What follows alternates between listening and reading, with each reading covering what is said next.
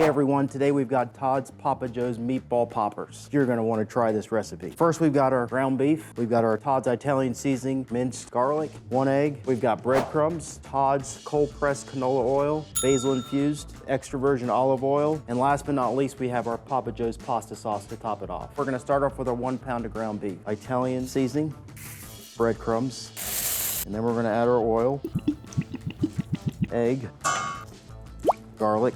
Now the fun part.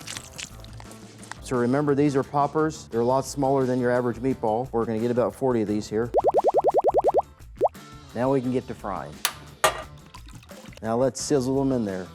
A couple minutes on each side. So this is just to give it some color. The finishing touch will be in the Papa Joe's sauce. That's smelling delicious. Give it a little shimmy and a little shake. Now we can get our Papa Joe's working. Available at Hy-Vee. Look at that. Simmer for 15 minutes and we'll see you back here. Look at that steam. And to finish these, we're gonna garnish with some shredded mozzarella and some fresh cut basil. Let the cheese melt and enjoy. And that's how you make some lip smacking, plate licking Todd's Papa Joe's Meatball Poppers. Follow us for more lip smacking recipes.